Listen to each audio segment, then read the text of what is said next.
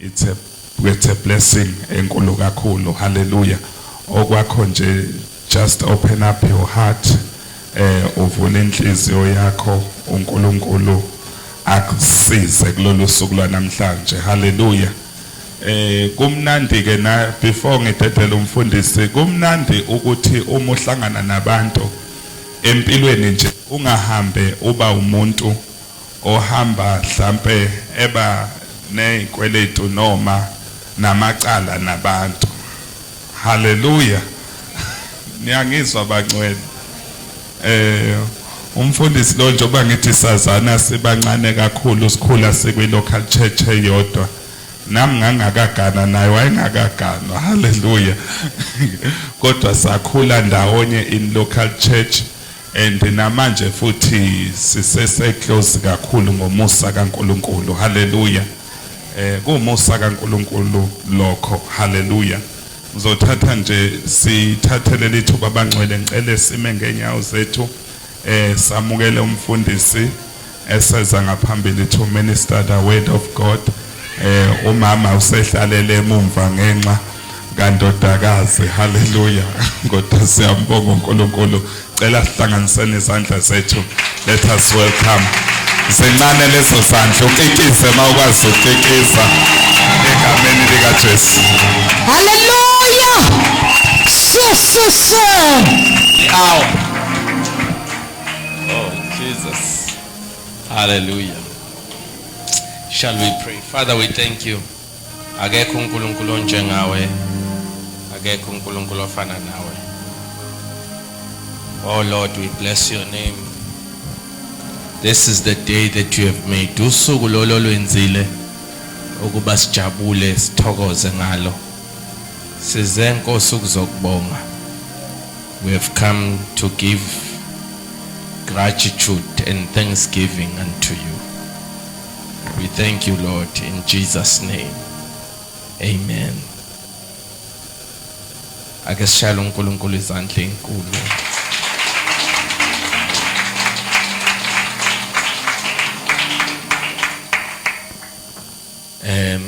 Angithathe lesi sikhathi ngibingelele kakhulu umfundisi uNkwanyana kanye nomama. Siyambonga kakhulu uNkulunkulu ngabo nomndeni wabo wonke abantwana. We thank God so much ngabo nombono uNkulunkulu abanikeze wona. Amen. Ministry is not umsebenzi kaNkulunkulu, akusiyo umsebenzi ongavuka ekseni uthi ngisengiyoqala ibandla, kodwa umsebenzi obiza ukuthi ulalele ubizo likaNkulunkulu ulenze, futhi noma kuphambana nawe noma kuphambana ngendlela yakho. Amen. So siyabonga. I think unyaka wesithathu lo ngifika lo, mangewona wesi4 kodwa ngicela wesithathu ngifika nje la. And to see izinga, ukubona izinga lokuyibophezela emsebenzini kaNkulunkulu ngalolu hlobo kuyasimangalisa. Ngicela sishayela befundisa izandla once again. Amen. Hallelujah.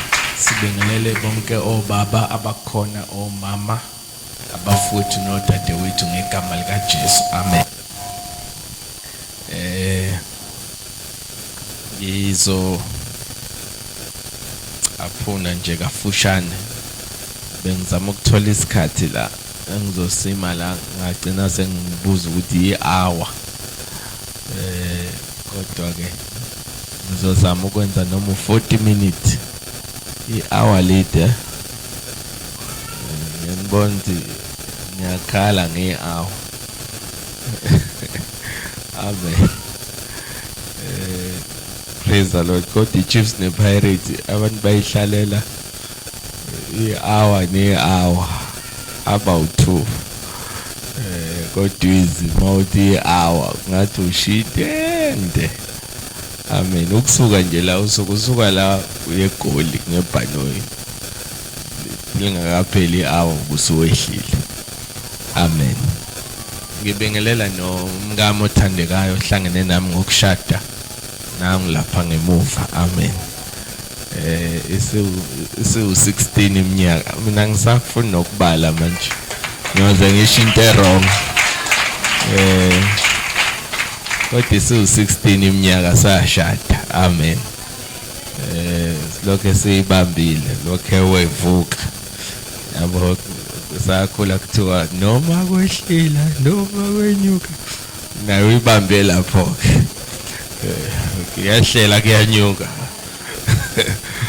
lokho nami amen unami yabo siyibambe sahlula ngisho lengane lokho yazala unembhede embili kodwa ilala embhedeni yayilala lapha phakathi kwethu akazi kanjani ayingiphathi kahle mbomama ke nimbone makuphuma inkonzo angiyithandi le nto ukuthi kunengane nje lokho yazala yona ilala la yabo uvele ngelila ukuthi angiphenduke ngithi so kwanda kanjani kunengane lapha amen siyambonga kakhulu uNkulunkulu it's truly a blessing ukuba khona la angikuthathi kancane praise the Lord last thing ngiyakhumbula ukuthi we dealt with a few scriptures sakhuluma ngoLuke 17 verse 16 angazi manje sakhumbula yini sikhuluma ngamadoda ayinochoko uJesu awaphulukisa abuya kwabuya yodwa yazobonga amen sakhuluma ukuthi asimbonge nje uNkulunkulu for ukuphila kodwa simbonga for ukuphila impilo enoNkulunkulu the Zoe. So we don't thank God for life, we thank God for a Zoe kind of life, a God kind of life. Sibonga uNkulunkulu ngohlobo lwempilo esiyiphilayo. Niyangizwa bazalwane. Into enzo ukuthi simbonge nje uNkulunkulu. Ngiyazi ukuthi abantu abaningi they will say ukuthi ufuna kubonge nje ukuthi uyaphila. But thina sesidlulile nje kubongeni ukuthi siyaphila ngoba siphile kwaze kwasho uDisemba. Sesibonga uNkulunkulu ukuthi impilo esiyiphilayo impilo ewuhlobo lwempilo kaNkulunkulu. Hallelujah. Impilo engathiwa noma sekwenzeke into ekuthiwa la emhlabeni ufile. Kodwa impilo othi mawungasekho la ato Paul absence from the body means presence with the Lord. So simbonga uNkulunkulu nje ngalo lo hlobo lwempilo. You know ukuthi siphila impilo enobuNkulunkulu asaphila impilo engena uNkulunkulu. Because ungabonga impilo nje engena uNkulunkulu kodwa mawufa bese ubhekana nokufa okunguna phakade. Awuthanini amen. Sakhuluma ngokuthi simbonga uNkulunkulu lapha esikhona ngoba lapha esikhona khona ofisayo ukuba khona. Niyakhumbula? Mina angishumayeleli ukudlula, ngishumayeleli ukwakha. So mase nikhohliwe ngiyanikhumbuza ke ukuthi lapho khona ofisa ukuba khona. So ungazi ukuthi wena ayikho into engizombonga ngayo uNkulunkulu kanti khona ofisa ukuba nale weave oyigqokile wena. Amen. Khona ofisa ukuba neskipa osigqokile, khona ofisa ukuba neshirt oligqokile, khona ofisa ukuba nokudla noma nesinkwa onaso wena endlini. So simbonga uNkulunkulu ngalapha esikhona. Hallelujah. Ngoba khona ofisayo ukuba la esikhona. Sakhuluma simbonga uNkulunkulu kusukela ngaphakathi. And then ingaphandle liveza ukubonga okusuka ngaphakathi. Alibonga igama lenkosi. Sakhuluma wambonga uNkulunkulu. Sasikhuluma ke nangeindlela zokubonga ukuthi simbonga kanjani uNkulunkulu. Lithi zikaNkulunkulu encwadini yamaHubo 100 ngenane emasangeni ngokubonga. Nisekhona abazalwane. Sakhuluma niyakhumbula sakhuluma futhi ukuthi inkonzo yokubonga simbonga uNkulunkulu nangezinto ama-resources ethu. And we said ukuthi asimbonge ekhaya. Yabona lento yokuthi uthi nginenkonzo ye-Thanksgiving usho kini noma kwakho. Akukho eBhayibhelini lapho esifundiswe khona ukuthi Thanksgiving yenziwe ekhaya. Mawenza i-Thanksgiving ekhaya ungabaqoqa nje ekhaya uthi nginenzela iparty. Kodwa i-Thanksgiving in the true nature of scriptures yenziwa ebukhoneni bukaNkulunkulu. Awuthaneni amen. So uma ubonga uNkulunkulu awukwazi ukuqhamuka usuthi wozani nize ekhaya kwami sizobonga uNkulunkulu. Cha uza nje nomnikelo wokubonga phambili etempelini uphakanyiswe kubongwe uNkulunkulu ngawo. Bese uthi hayi ke emva kwalekho ukubonga ke ningeza ke sizodla itiye ekhaya noma nginephathi ke noma ngihlabile ke kodwa sesubonile umnikelo wokubonga. Amen. Ngoba siphile ezweni likamoya bazalwane. And uma izinto zingekho aligned properly kithina zingaqondisiwe ngendlela kuthina singabazalwane sizoyithola sithi senza izinto ezinikeza uNkulunkulu udumo kanti nesitha sesiyangenelela ukuzothatha udumo ngezinto okufanele ngabe sinikeza uNkulunkulu ngazo udumo. Thanini amen. But namhlanje ngifisa ukukhuluma nje I'm not going to share much. I shared a lot on Thanksgiving. But I want to speak about prophetic grace namhlanje. Ngifuna ukukhuluma nje about prophetic grace. Incwadi kaHosea chapter number 12. uMusa was prophet.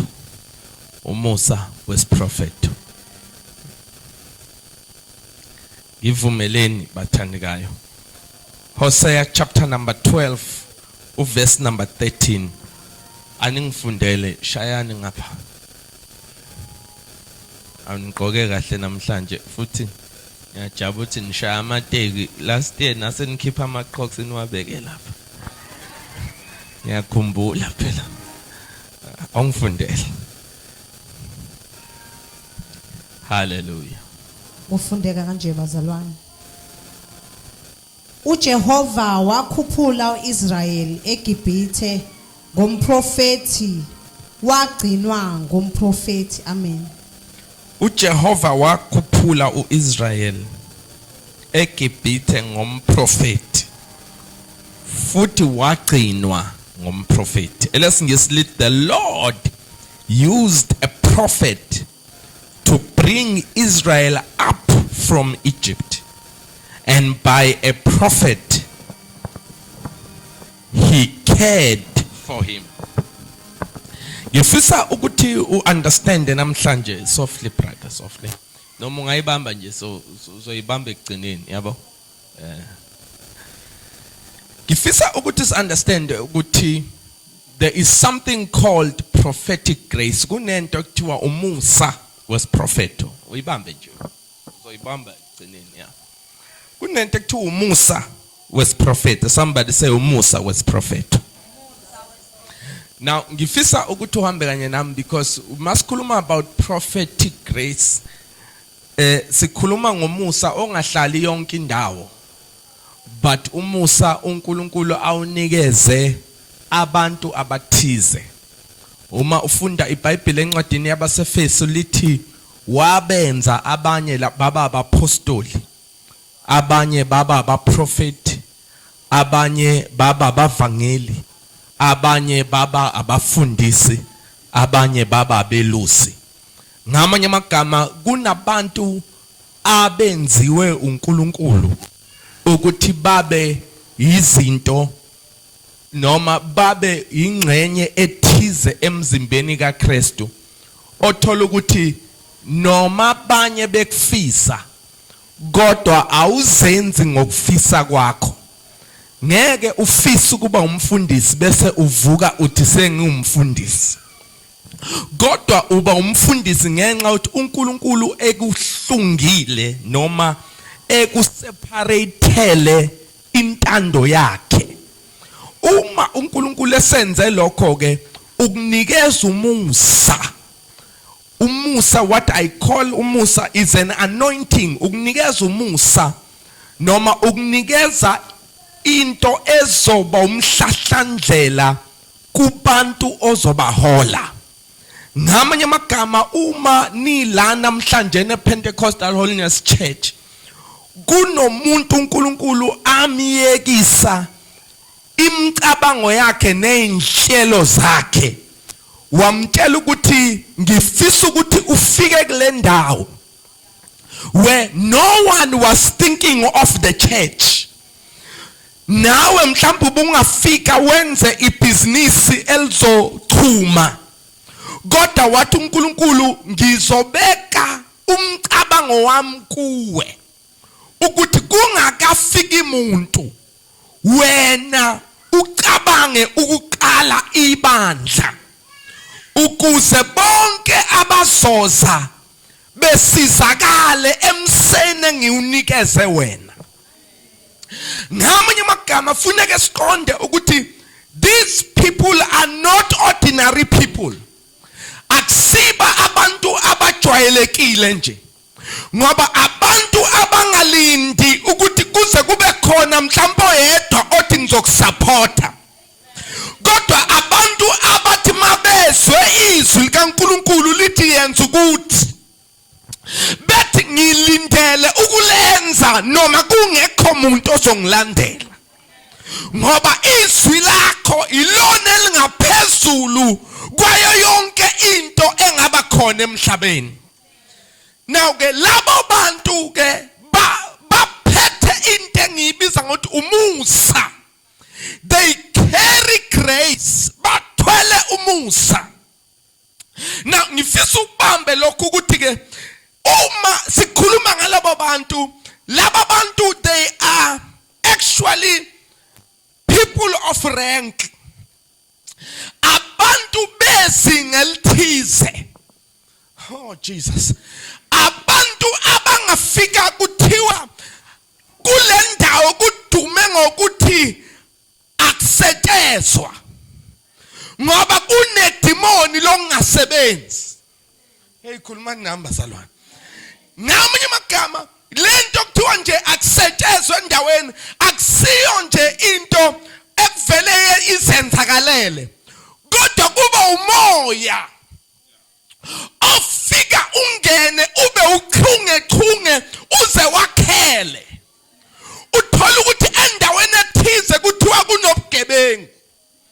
It's not that khona umuntu okhule wathekhula wathi ngifuna ukuba isigebengu one day, kodwa umuntu ohlangene nomoya osendaweni, lo moya omenza ukuthi noma ezama ukuyihlela kodwa umholele ebugebengwini.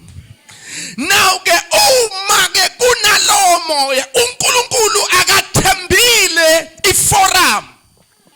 Oh Jesus. uNkulunkulu akathembile ukuthi kukhona mhlambe abantu noma i-governing body ezoqondisa esikoleni, but uNkulunkulu ube sekhetha umuntu oyedwa azomphazamisa ohlelweni lakhe ukuze afike ethwelele rank.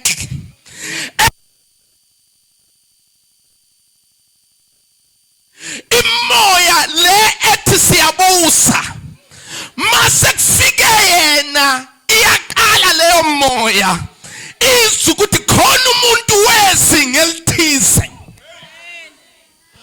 esingathi noma sibajwayela abantu kodwa lona akajwayeleki, because ukade khona irenka operator kuyona. Uma bonke bevuka ekseni beqala bayofuna i-breakfast, yena uvuka ekseni ayofuna uNkulunkulu. Awunisekhona bathandekayo, yena abantu bathi behamba ngokubona yena kholwe ukuthi noma ngingakaboni lutho kodwa lento into uNkulunkulu ayishilo izokwenzeka. They are people of rank. Somebody say amen. Number two, these people are people of gifting. Abantu besipho. Oh Jesus. Abantu abanesipho. Abantu noma ungazama ukubamimika. Oh Jesus. Ubalingisele. Aniyazi ingane zaSunday school ziyathanda ukulingisela nabefundisi yabo. But ukulingisela for them becomes something to laugh about. Uyahleka mawubona ingane ilingisela umfundisi because it becomes funny. But umfundisi mayise eshumayela ngaleso sipho akuhlekisi. Ngoba umfundisi akalingisi. Kodwa into uNkulunkulu amuphe yona. Ukuthi mayifika nayo endaweni yaseMpolweni. Ngamanye amagama mayingena la angeni yena kungena nesipho. Kungena gift.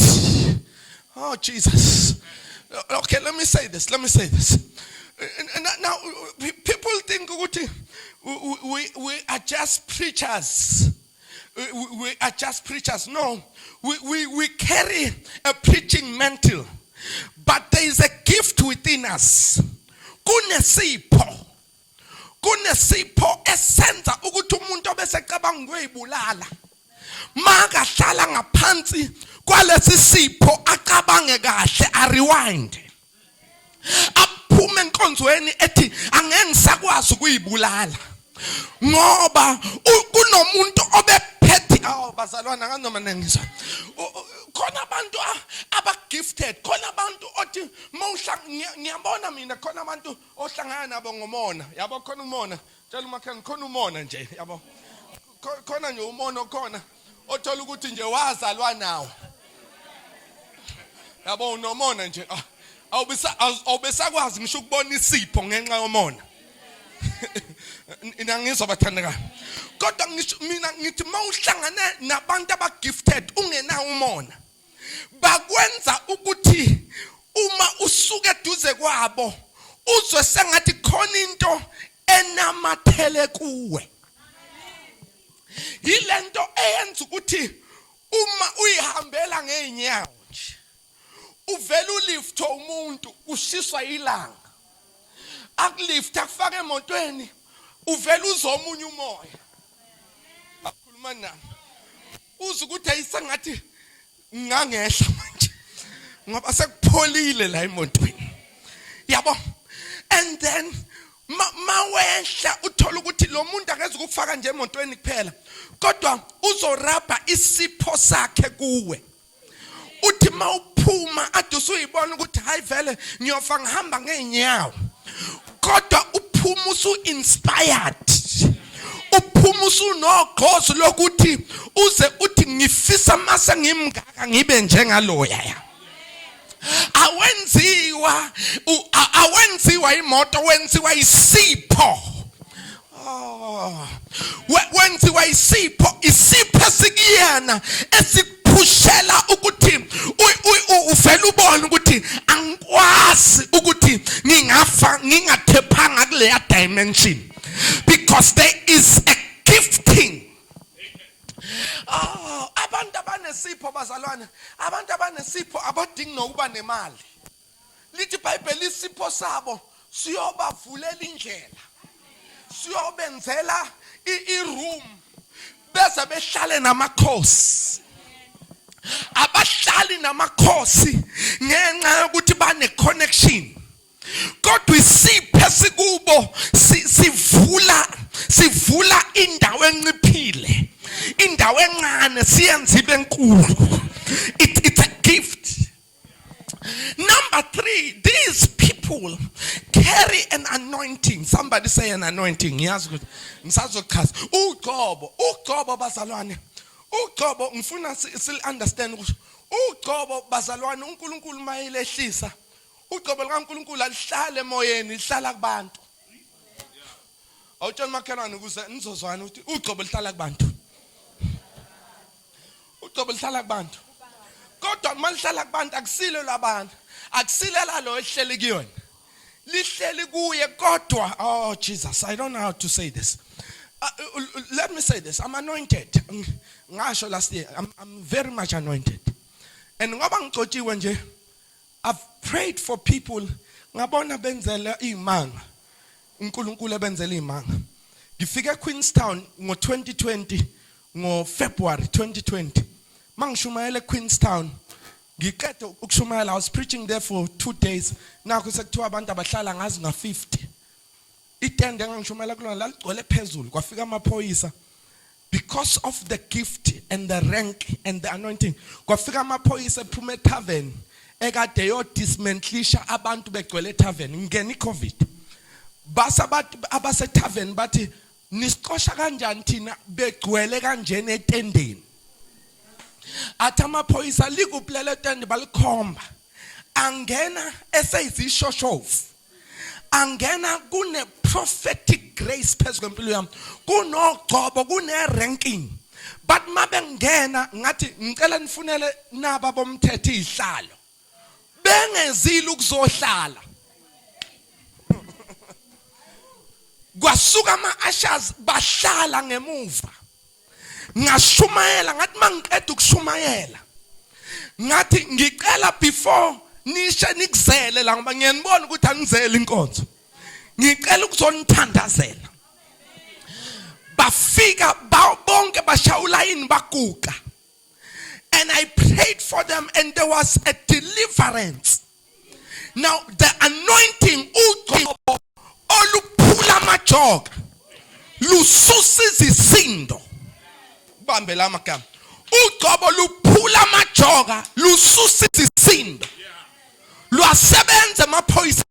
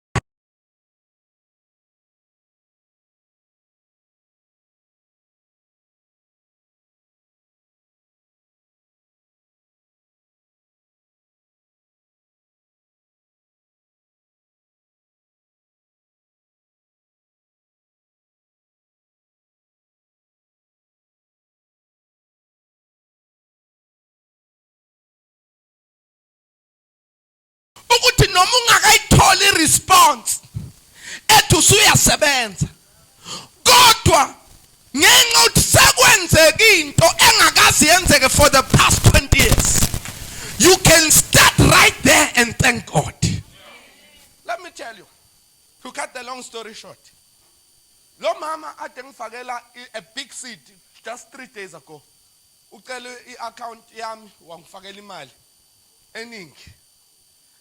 Ngithi angifuni ukungasho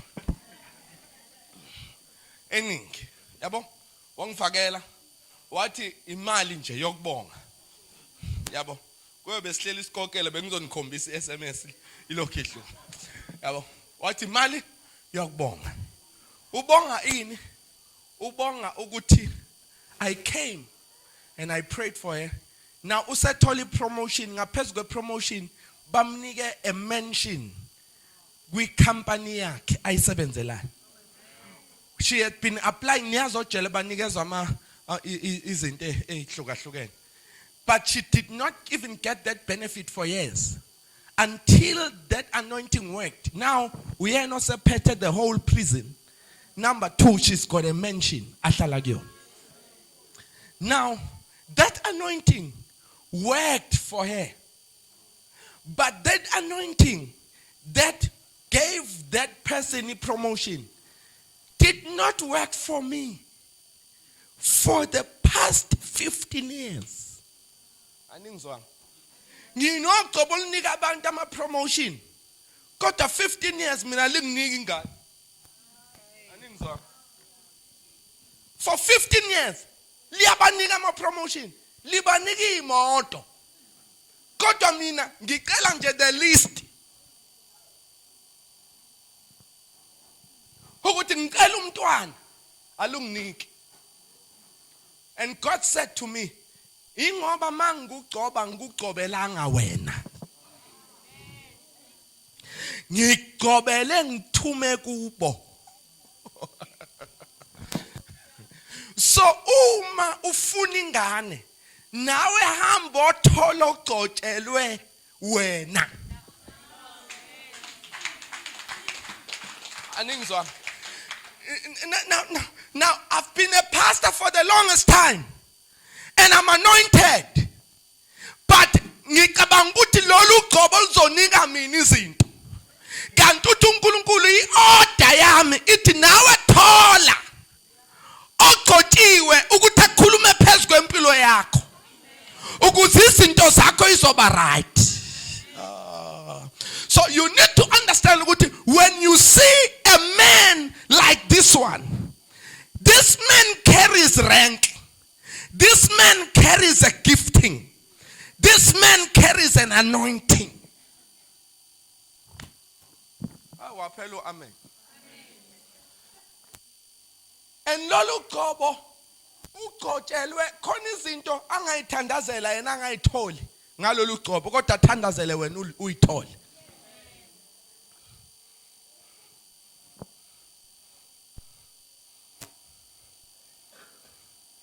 Prophets are not just messengers. Khona abantu abathi abantu abafundisi ithunywa. We are not just messengers. Messengers, the true word for messengers is angels. Masikhuluma ngeithunywa, sikhuluma about the angelic world. Ingelosi. Izona ithunywa. Abaphathi incwadi zaseposini. Bayo deliver. Balethe message. Khuluma number futhi. But the prophets are a mouthpiece of God. Aba prophet ba umlomo kaNkulunkulu, uNkulunkulu ukhuluma ngabo.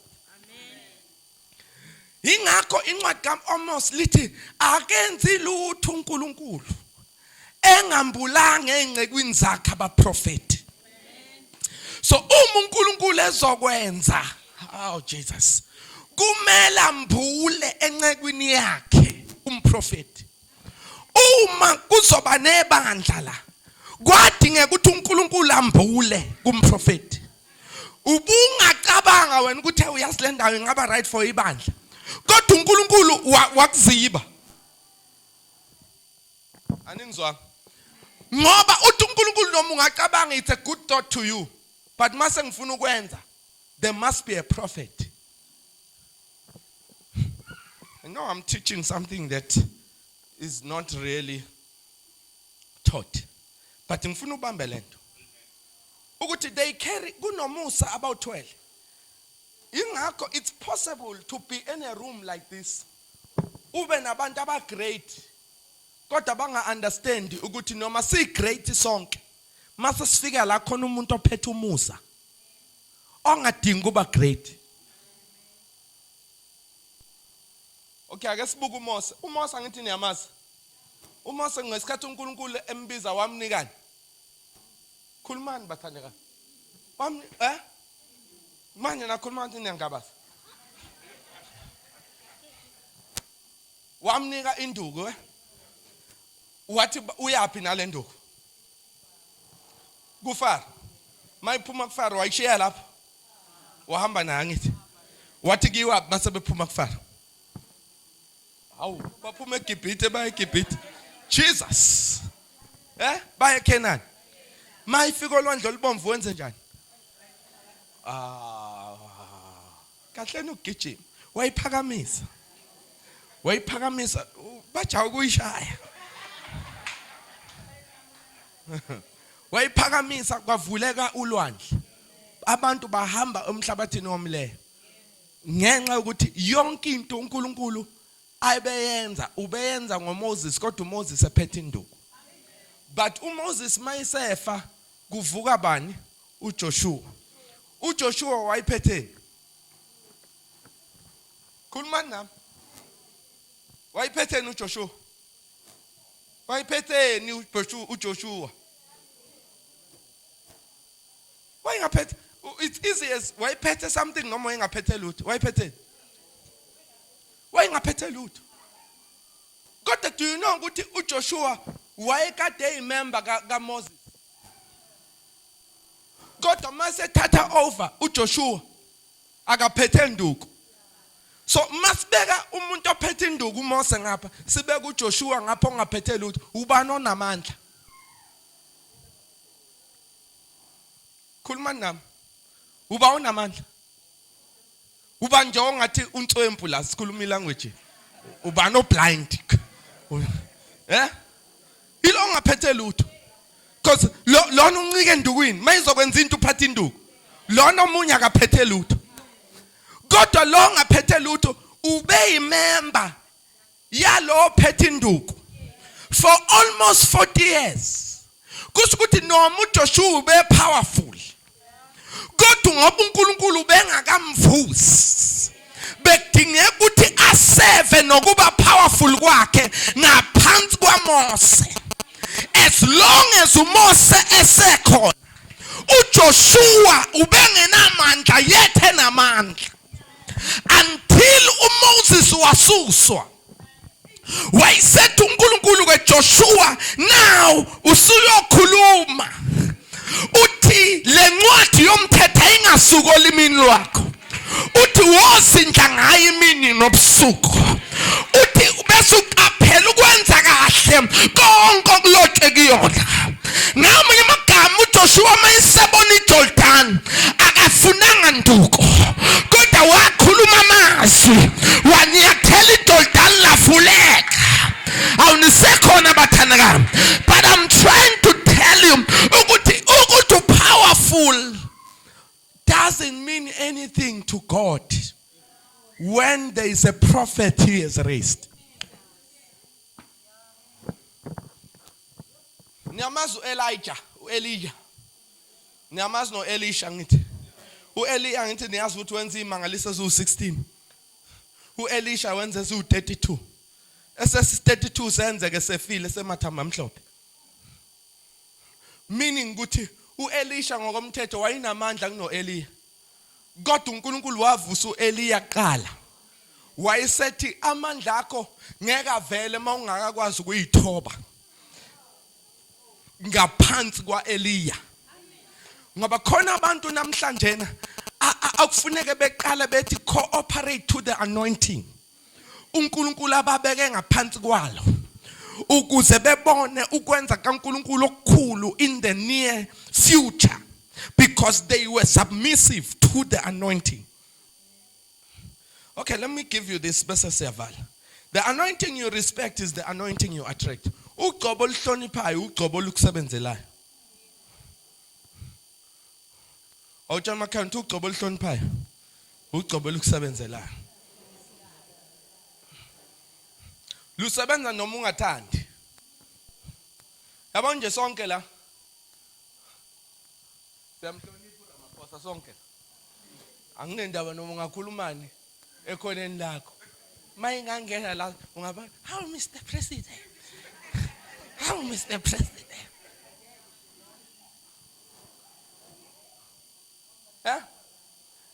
You are under his anointing, even if it's a strange one. But you are under his anointing. No man's izinto esingayithandi. Kodwa ngenxa ukuthi uphetho uyena. Lokho akusho mayithi upetrol uyanyuka noma kuthiwa awusathandi. Uyanyuka. Mayithi uyehla. Now let me tell you this. That's another world. But in the kingdom, God has put an anointing. Ingakho bazalwane kubalekile ukuthi siqonde ukuthi sihamba nobani. siqonda ukuthi singajahi nje ukubonga singambonga uNkulunkulu nangomuntu asilethele yena. Singambonga uNkulunkulu nangegift, nangerank, nangeanointing asilethele yona. Ngoba bakhona abefundisi abavusiwe namhlanje aba false. Ongathiwa kube bafike la mhlambe ngabe asinandawo. Kodwa ngabe ingane zethu zispina nje njenge yini le ishapha ispin top. Ngiyabaza abantu mabesenkonzweni bespin. Ngangafika kwelinye isonto ngashumayela mase ngithandazela abantu. Hey ngabona abantu bendiza. Bonke abantu engibabeka izandla bayandiza ngathi kukuphi la? Kukuphi la ngabona ngathi mase ngihlola kahle umoya ngeze ukuthi umoya akusiwo umoya wabo, umoya abawuthathe kwi-leader yabo. Strange anointing. Yabo so ngizama ni understand ukuthi ni la Mpolweni akusho ukuthi la Mpolweni akufuneke sibonge uNkulunkulu ukuthi usilethele abantu abagenuine nje. Usilethele abantu abameqinisweni. Usilethele abantu abashumayela ivangeli libe ivangeli. Akasilethela abantu abaphinde bemixe. Abaphinde kufuneka mawufuna ukubona umfundisi uprepare ube ne1000. Ukuthi naniyazi imkhuba yenzeke enkonzweni. Now I'm trying to make you aware ukuthi if there is a true prophet phambi kwakho, then you have got a good enough reason to say, Lord, thank you for this man of God. Bathe abanye bejaha imali yena wajaha umphefumulo wami.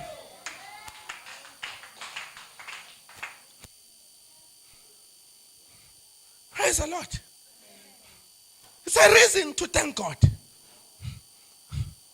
Now, and that anointing you respect is the anointing you attract. Meaning, if you respect this man of God, wherever God set his feet, he'll also attract Mpolweni yakho. You'll attract it. Because you rub shoulders with him. Konizinto attractor because of the people you rub shoulders with. Let me give you a typical example.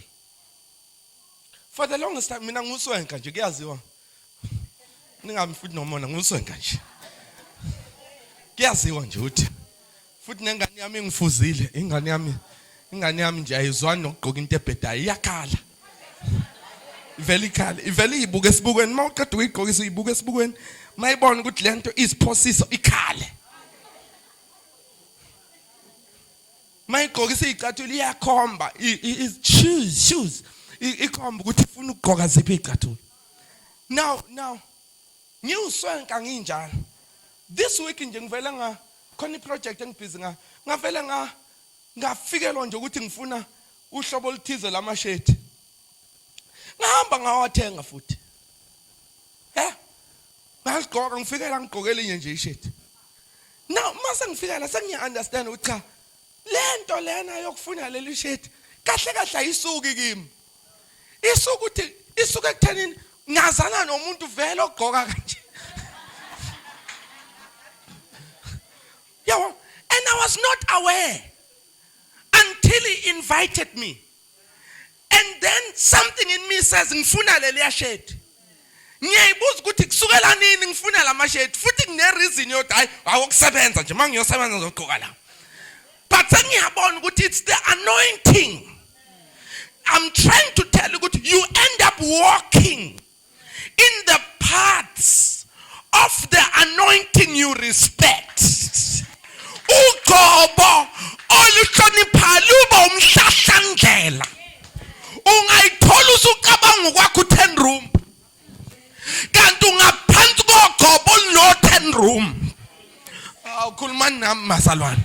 Ungayithola basalwana akhona amasistela la. Ama-volunteer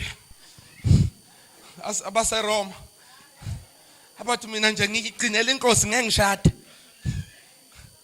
Kodwa uthola ukuthi because you follow this thina sishumayela kukhona abantu abanjalo bathi sigcinela inkosi. Athi asuka umuntu eze kuwe ethi hey Cela ungithandazele. Ngiyayithanda lento engiyibuka kuwena nomama. Uthawu, ngangithi uyivolunteer nje. Athi ngifuna nami ukuphila kanje. It's an anointing. It's an anointing. Uqobo oluhlahla indlela. Ingakho under an anointing akekho umuntu ongafika engelutho ahlale ngaphansi koqobo. Alalelizwi elishunyalwa la ekhaya. Aphume athi mayibingelela abantu aqhubeke ethi angilutho. Umuntu seqale ngathi ayingathi sekuyakhanya. Bemangala ukuthi yini ekhanyisa bese bethi abanye hayi siyabona ngathi kunoshintsho awusitshele nathi sikulandele. Abalandeli nje khona uqobo oluhlahla indlela. Somebody shout hallelujah. Okay, I'm almost done.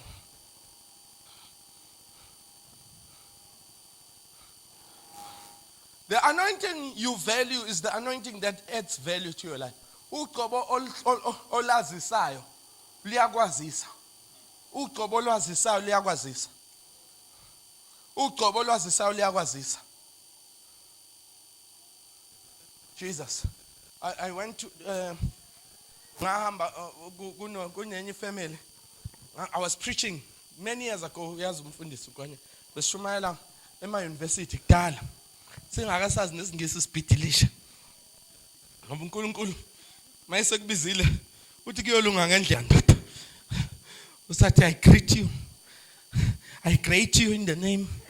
I greet you in the name of Jesus. Ubona abantu ubezikabishi yaba great. Uthi ubashumayeza sebeyisalad, beyikhost.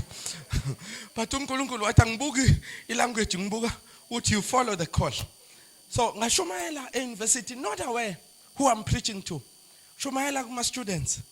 And ngiyakhumbula omunye wangitshela ezongintroduce wathi lana ke you must be articulate because we don't just listen to preaching. We want to hear out your intellect and how you can pull us from our extremes to paying attention. Kipi. Ngamala papambi. Dova ngevesi ngathi ngiqeda abantu babekhala la stage. I don't know who I'm preaching to. Gihambe. 10 years later, because I was preaching there in 2007. 10 years later, I get a call. And someone says, Mfundisi, awungazi, kodwa washumayela University of Zululand. Ngasindiswa. Namhlanje ngiyashada. Ngicela uzoshumayela emshadweni wami. Ngoba wena ubaba wami. 10 years later. Mina ngane ngayazi.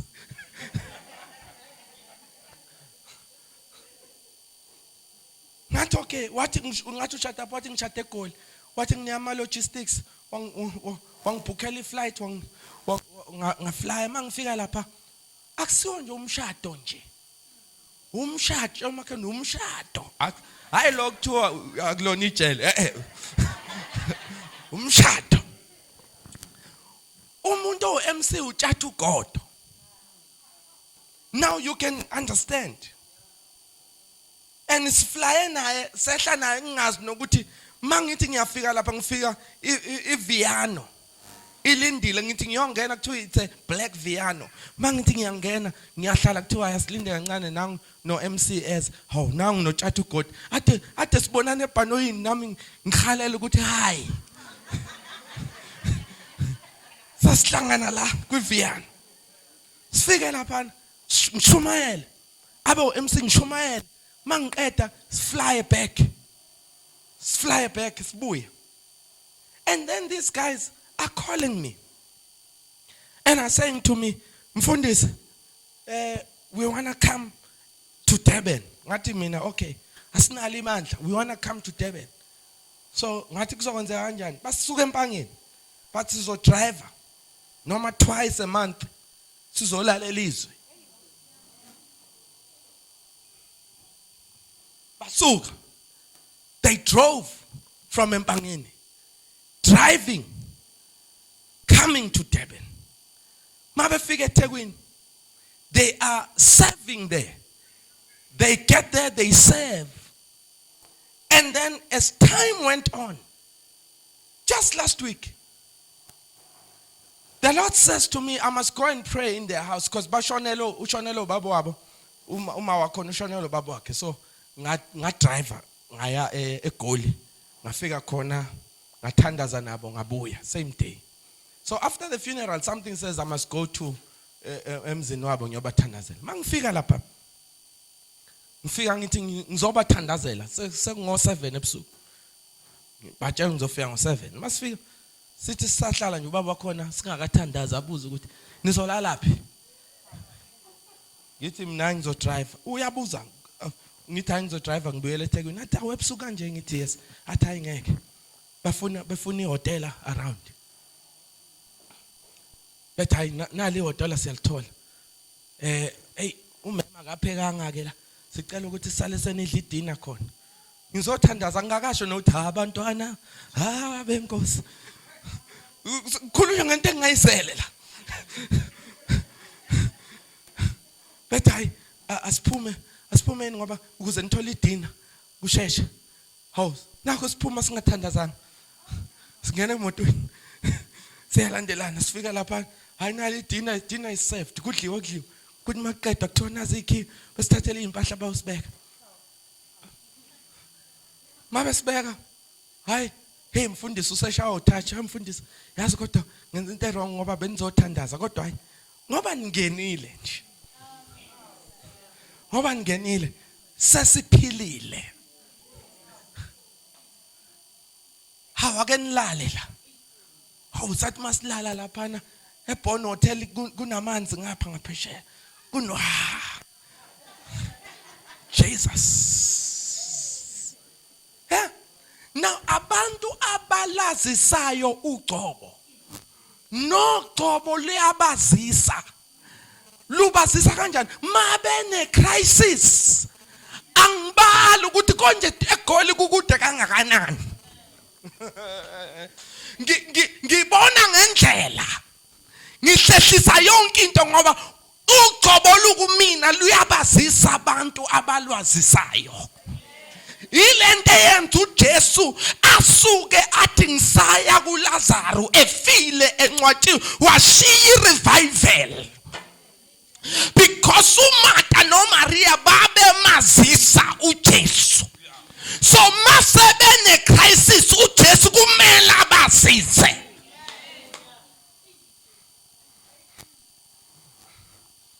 Oh, praise the Lord. Okay, sengivala ngempela.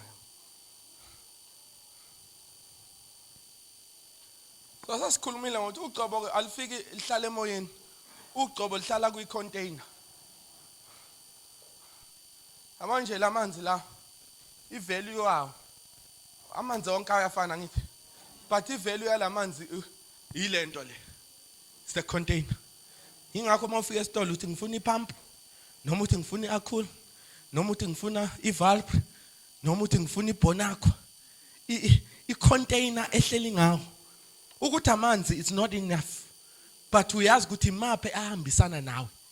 There is water anointed for me, so I'm gonna look and ngazisa i-container. Maya ngathola i-container, I know I got what I want. Oh aningizwa mangiye ngathola umfundisi unkwanyana, I know I got what I want because umfundisi unkwanyana is a container.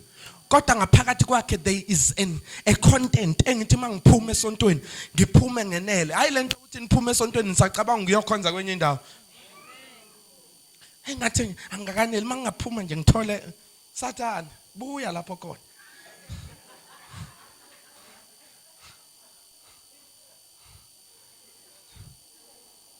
Now ngifuna ubambele. Why do we honor the pastors? Why do we honor them? It's because it is a commandment from the Lord. It is a commandment. Number 2, it's because they are in a divine office. Aba prophet they carry number 622, Numeri 622. Uti they carry an anointing, they carry a mantle, they have delegated power to bless or to curse. They carry a rank. Ilendenza ukuthi ku Elijah wayinempandla. What my kamunga bathi abafana, "How sawubona mpandlana?" Kwaphuma amabhere abagwinya. Because akushiwo kumuntu kuyirank enjalo ukuthi umpandlana noma enayo. Aningizwa? Khuluma nami. Ngithe ngigijima ngelinye ilanga. Ngigijima edrobheni lapha ngasolwandle. Kusebusuku ngigijima 21 kilometers. Ngithi ngiyagijima ngibona omunye ubhuti uthi nangu lo baba eyivocavoca ebusuku kangaka. Usefonini uthi bamba kancane uyayivocavoca ebusuku kangaka. Ngiyambona uthi akayedwa khona into ayidlile. Usethi hawu unempandla.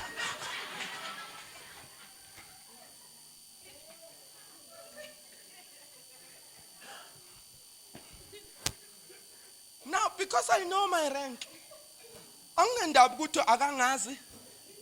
but because I know who I am, you can't go discharged.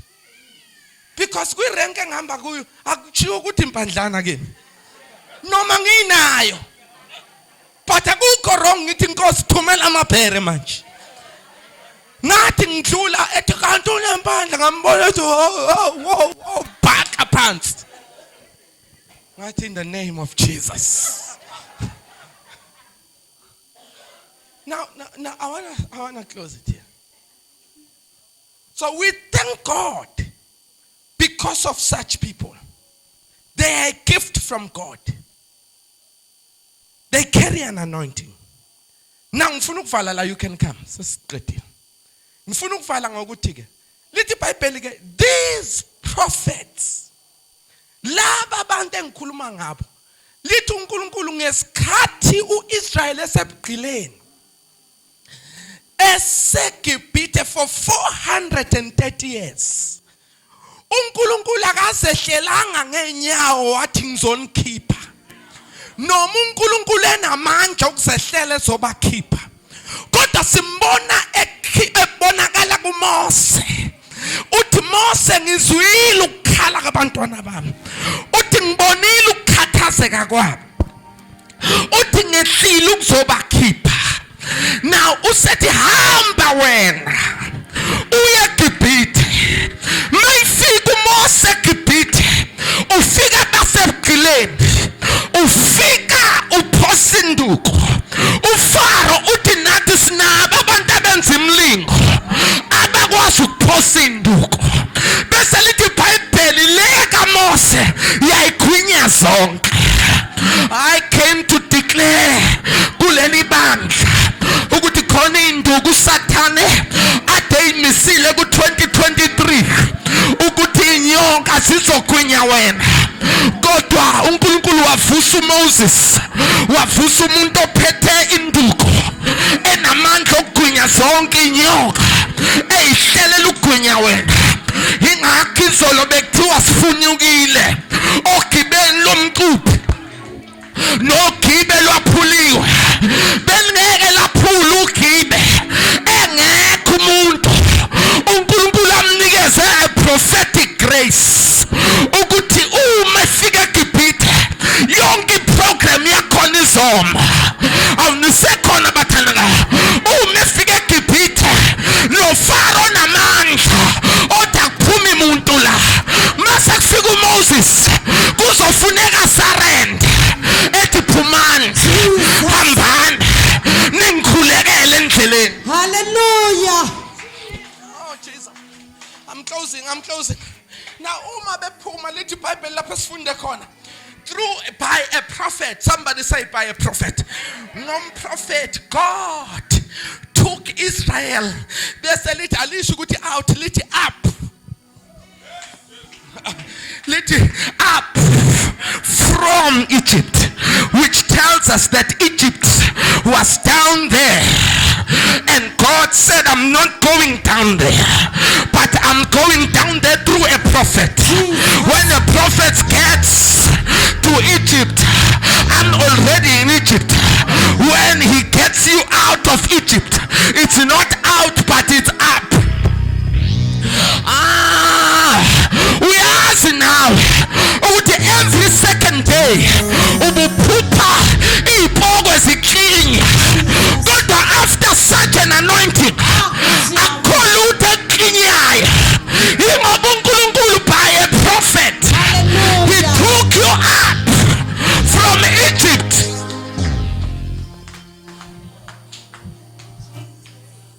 Basically, by a prophet, Israel was preserved. Yabona khona ukudla kuthiwa ama-preservatives. Angiyazi lento engiyikhulumayo kodwa ngizongisisa. Khona ukudla kuthiwa ama-preservatives. Ukudla othi uma ufika lapha ewulwethe efrijini, ama-grapes, uwafike ehleli nje. Uwathathe wena, uthi uyabeka kwakhe vela bona. Uyayazi lento. Uthi uyawuthenga ushiza uhleli lapha ufresh. Uthi uyawubeka kwakhe efrijini la kwakho ubona usukunento ekuhlaza.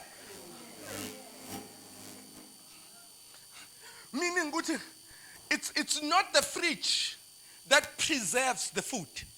It's the type of fridge.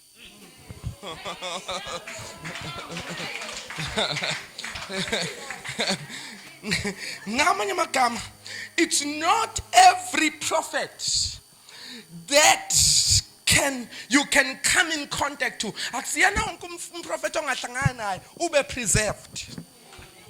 Abanye ungahlangana nabo ube destroyed because they don't have something in them that preserves. But I'm talking about a man that God brought here. Uthi uNkulunkulu, look at this man. By him you were taken out of Egypt, but through him you were preserved. Oh, okay. So, abagcinwanga if. Okay, nimzwa. Abagcinwanga insika yefu.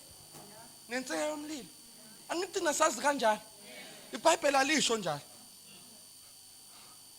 Insika yefu yayikade iba protector from ilanga. Insika yomlilo yayibafudumeza ntambama masekubanda. Ngoba ehlane kuyashisa kakhulu. Ehlane kuyabanda kakhulu ntambama. Manje ngayazi desert ngiyofly nani ngelilanga siye Dubai. Na ngifuna ubambe lento sengiyavana. Now they were preserved by a prophet. They were preserved. Ngamanye amagama, there is a preserving anointing.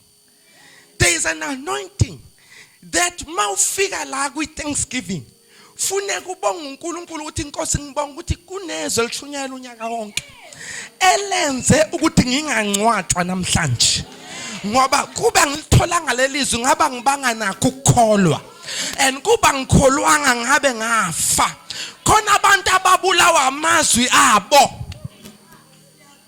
Ngoba bafundisiwe nangokukhuluma amazwi. Umuntu uyambingelela uthi unjani ethi siyancenga. Usambingelela ninjani uthi siyancenga ukubonta akuzukuhamba kahle ke. Aphinda kujobelelele ethi yiyo lemkhuhlane esihamba nayo usuyabheka ukuthi ngabe usho mina. Bonta akusahamba kahle. Yabo. Uthi uhamba naye ilanga lishisa uthi hey unjani wemazungu athi awusiyafayila uyibulala yena lamagama washo ayimbewu uyothezwa kuthiwa uyafa umazungu.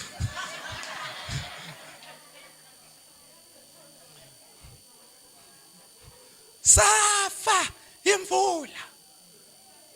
Hey, alidumi kule insuku libuya nomuntu phansi.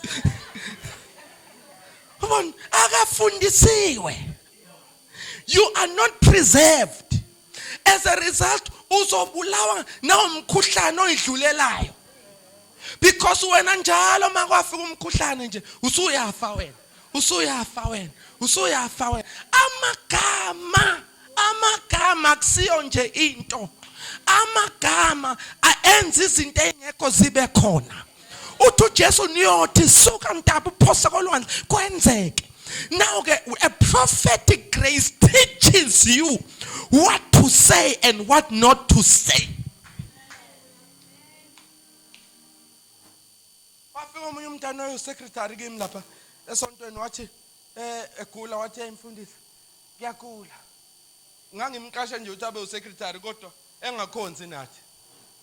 So kusho ukuthi wayelahlekelwa izwi ke esontweni lakhe kusho ukuthi bangamfundisi. Wayesenza la kwa Monday to Friday. NgoLwesihlanu umgqibelo isonto esontweni. The next thing wathi ngiyafa mfundisi. Ngithi mina yini? Wathi ngiyafa. Angazi abatholi lutho kodwa ngiyafa. Ngithi ungakhulumi kanjalo. Ungakhulumi kanjalo. Ngithini umfundisi? Thani ngiyaphila. Ngiyaphila. Okay, ngizoshoka. Wabuya 2 days later. Wathi, "Hey mfundisi sekufika amadoda awuthula. Athazongilanda." Uyapi? Hatha ngise sifubeni sika Abraham. Ngithi mina, ungavumi. Niyahleka nini? Ngithi ngaba. Ungavumi.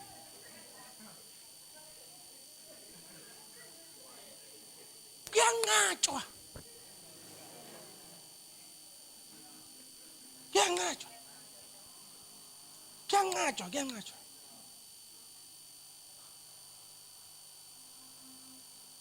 And you find that people die prematurely. She died prematurely. Young, very wise girl. Because you are not taught. And the teaching we give you preserves you. Kunesifundiso sitholela esikufundisayo. Ukuthi akuthi mangena imali nje. Uthi ngino 1000 rand. Iphathi cha. Kuphuma 100. Kube ukweshumi. Ukuhlukanisela inkosi. Uthi inkosi ngalo 10%. Ngithi kada u90%. Ufundiswe uyifunde le nto ingavumi. Inqaba uyifunde ukuthi abantu makufika isifo ekuthiwa ubhubhane sibulala wonke umuntu. Uvela uhlale lapha uthi inkosi mina noma ngabe kuthiwa ke sengiyakhohlela kodwa ngeke ngife ngoba uthe uma lakhaya uyokhuza okudlayo.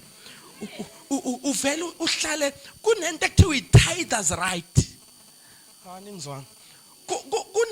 Kunelungelo oba nalo ngenxa nje ukuthi uyatitha. Ungabe nje ukuthi kungabe hlala bonke kodwa hayi mina. Because I'm a tither. Now, it is by that grace that you are preserved. So when that grace has preserved you, you need to come to a conference like this with a thanksgiving unto the Lord. Uzobonga uNkulunkulu nje ngaye ukuthi inkosi wazi wasithanda wasilethela umuntu oshumayeza ivangeli. Asiphakame nsimezi nyawa mntana. I challenge you. I challenge you.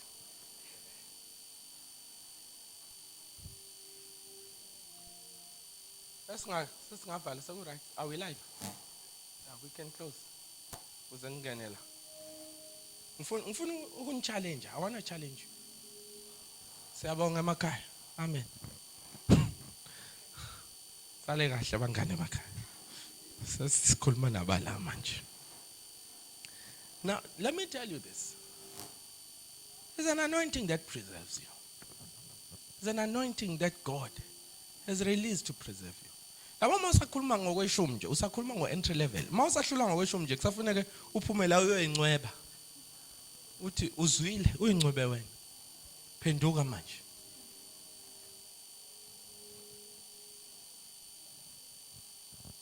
There's an anointing. Kontomazane ngoba ngishumayela ifaith kakhulu, kontomazane yasuka esontweni nje yakhala. Kwenze njani? yabanjwa umoya yadilika phansi ngashumayela ngaqeda mase 2 days later icela i-appointment nami mayifika iholo u50,000 ikhipha kweshuma ku5000 yafika yathi mfundisi sengiyakuyeka ukusebenza hayibo yini manje hey lokho kholo okufake kimi kuthi angikwazi ukusebenza ngikwazi kuba ngaphansi komqashi inkulu kakhulu lento kimi hayibo ngathi mina hayi nangomuntu eba bipolar ngathi ngehlisa umoya ngathi hayi ngiyakuzwa kodwa uNkulunkulu ukubeke lapha for an assignment hayi wangeza ngabona ukuthi ula phezulu ngathi mina okay so luthini uhlelo wakhe hayi nohlelo lokwenza ibhizinisi eluku 1 2 3 ngathi okay mntana sekhaya ngiyakuzwa ufuna ukuqala ibhizinisi asiliqale kusasebenza silibone liphakama bese ke mase ufike kwi-equilibrium oh my god bese uyayeka ke ayakasezo hayi ngeke fune ngibe obedient to God ngithi mina but uNkulunkulu akasho ngolutho kimi ngawuya emsebenzini hayi ngeke mfundisi kusho ukuthi awulalele hey ngabona nami ukuthi ayike ngisho mayeza abanyeke hey wahamba ngempela ufike resign futhi wa resign wathembeka walethwa kweshumi kwe resignation yakhe wabeka phansi 50,000 shiba mnika u500 awungathatha ke nami njengencika kaNkulunkulu ngawuphakamisa ngawubusisa hayi wasithengela yonke into esiyicabangayo sithengela hayibo ubona ukuthi hey ngaze ngambiza ngathi hayi ngiyabona ukuthi unesipho sokunikela kodwa awuzame phela ukuhlela nawe yakhe impilo ngithi uthi uzoqala ibhizinisi hayi no inkosi ithi anginikele kanti ukujani la ekhaya usifundisile nje wena baba hayibo omunye umzalwane wafelwa ifridge ngezwe kuthiwa semthengele i-double door fridge ngasho ngathi hayi ke kwathi mase kuphele konke wathenga ihlalo mhlambe ezu4 wena uzokwenza ideko uthenga ihlalo ezu4 ama chefing dish awu3 yabo nje into engayindawo izinto ayibizayo and then wahlala waqala lapha ahlala khona wayirent imali ephezulu wakhishwa akasakwazi ukurenta ngifonela baba ngisakwazi ukurenta business alisukuma ngathatha impahla zakhe zonke ngayoyifaka storage ngathi ngizosikhokhela storage I paid for his storage ngamthatha ngamhlalisa kwamzalwane I'm talking about someone who was well off umuntu ohola 50,000 ubezizwa ukuthi angi right wahlala kwamzalwane kwabheda washawa istress nedepression ngamfonela ngelinye ilanga emini ngo2 ngathi ulele wathi yebo baba yiki into engizoyenza ngathi vuka wavuka ngathi uyakhumbula ukuthi awuphoqwanga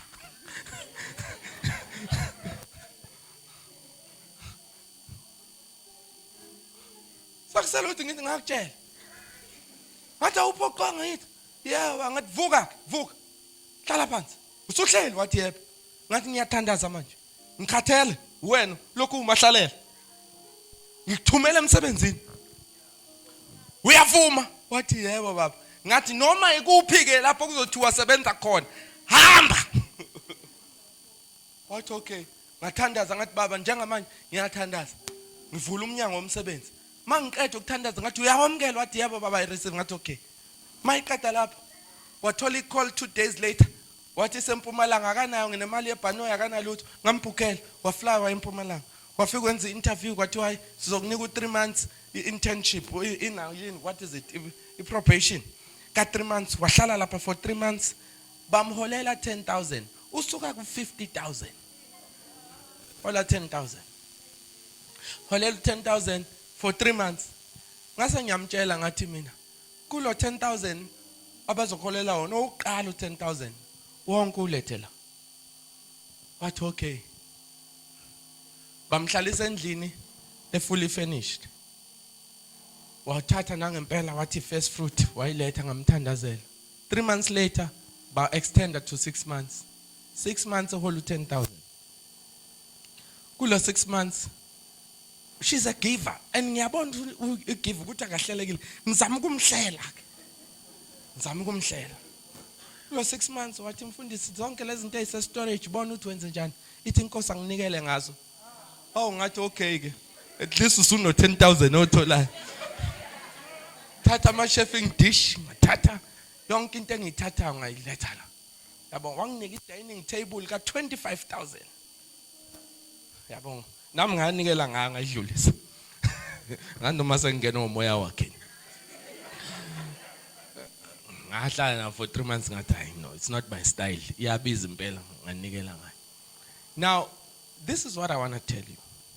That very person, when it came to a day where I was saying it's Thanksgiving season, she said, Mfundis, I'm going to take my 10,000. Remember, 10,000 was the first fruit.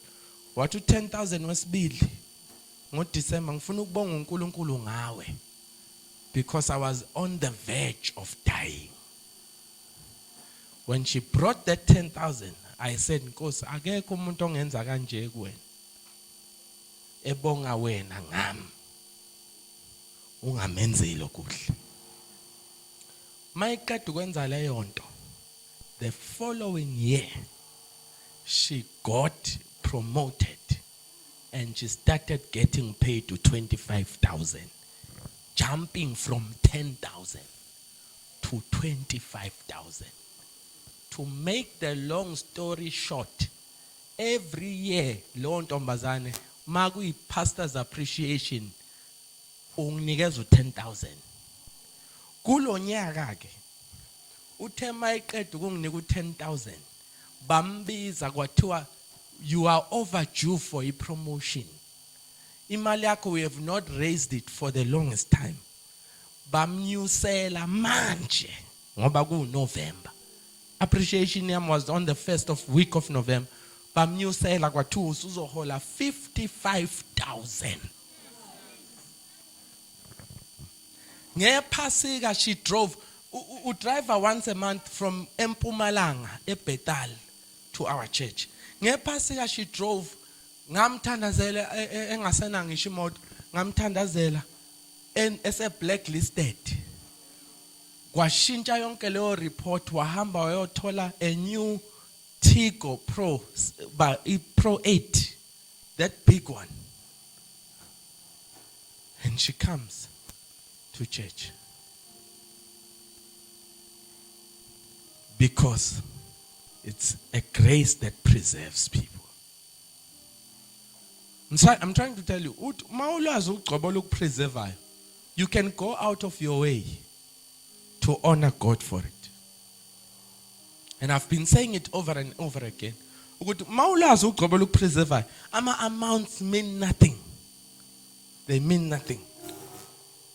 I won't say the amounts. Good pastor's appreciation they gave me. By the way, ongnika anything less than 5,000 rands. Angukelanga. Magui appreciation abang nig umuntu individually. Every year. They don't give me anything less than 5,000 rands. Ngisho fundayo, student, isikala njalo ngonyaka for 10 months basuke bebe ku 500 aside. Now this is what I want to say. It's an anointing that preserves. By a prophet, Israel was taken up from Egypt. And by a prophet, Israel was preserved. I want to pray for people, Namhlanje. But I just need to fulfill my thanksgiving. Akwanele. Kodwa funeke ngigcwalise ukubonga kwami. Because I get direction from this same grace. I'm building lapha, I'm building. Angazi nami yini engiyakhaya, but I've been building it for many years. But this December, ngomhla ka 15, Ngidecidile nje ukuthi ngiyayivula. And manje mase ngiyibuka le nto engiyakhaya. Hey, inhle kakhulu baba.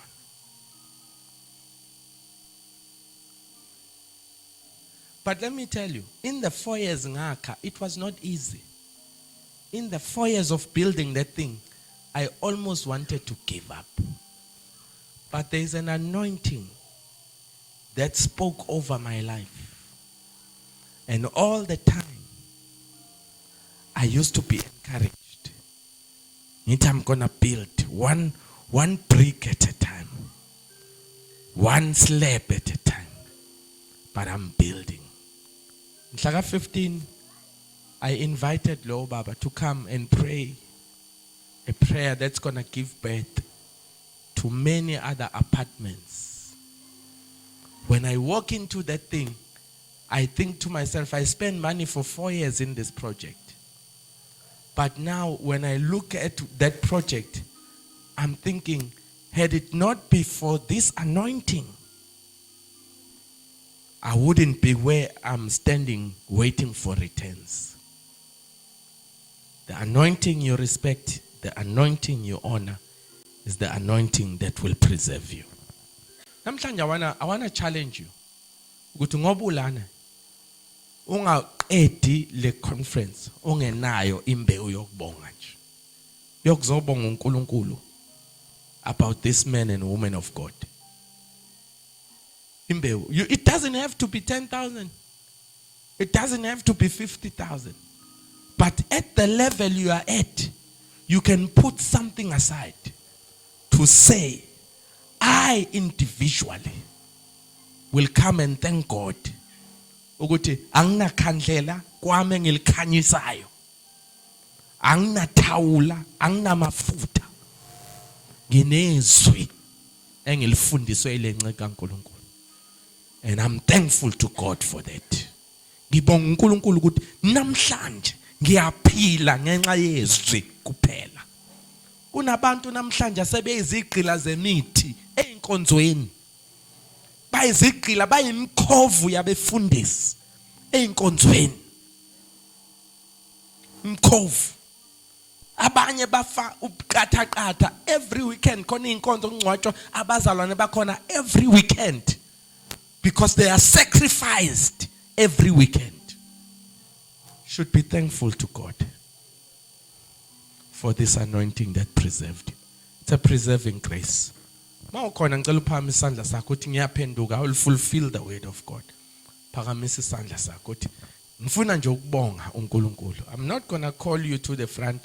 Ngifuna nje uphenduke enhlizweni. It starts with your heart. Uthi I will appreciate umusa uNkulunkulu awubeke phambi kwami. I want to pray for you. God bless you as you do that. God bless you. God bless you. Father, I thank you. I thank you, Lord, that you look at the heart, and from the heart you begin to do what you are known to do. When izinto ezinkulu ezimangalisayo nezifihlakeleyo, singinikeza udumo Nkosi. Sibonga baba umusa omisile kuleli bandla.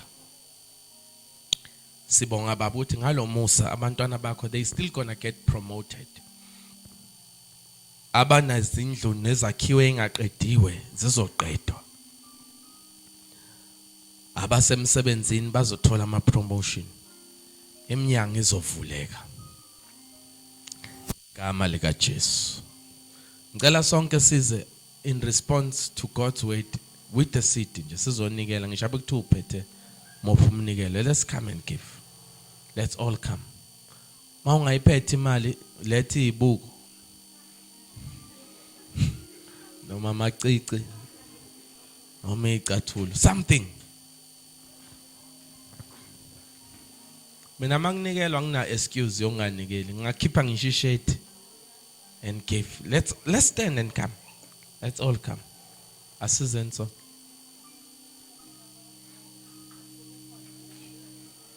Hosanna, everybody. Ma ukuthi awukho umnikelo ukhipha inwele iweave uyibekela so idayisa thina. Hallelujah. So idayisa uphuma umnikelo. God bless you as you come. Hallelujah. God bless you as you come.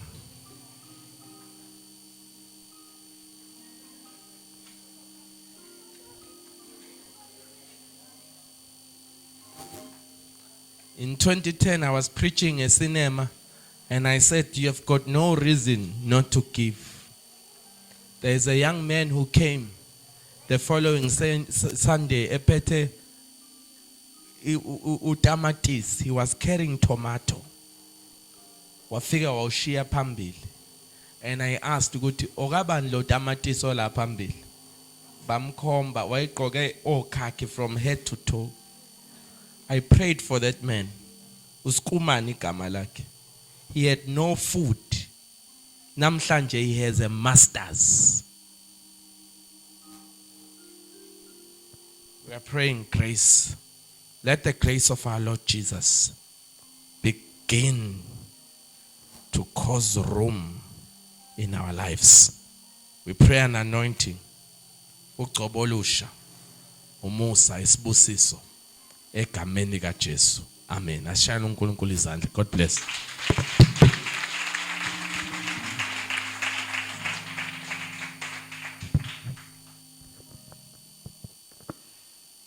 Hallelujah. Hallelujah. Hallelujah. Are you blessed? Hallelujah. Sisentabeni kaJehova. Vele nje ukhululeke. Hallelujah.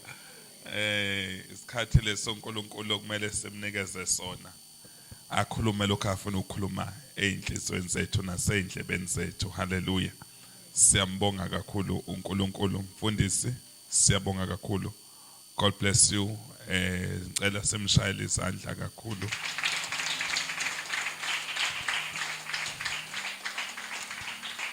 Ngezwi uNkulunkulu asinikeze lona. Hallelujah.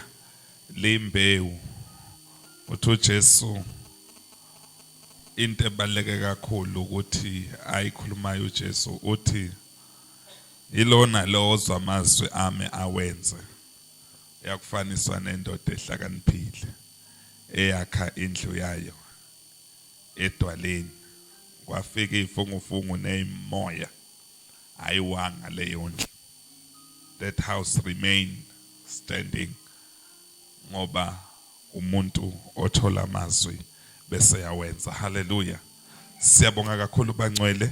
Siyaqhubeka tomorrow egameni likaJesu, same time, same place.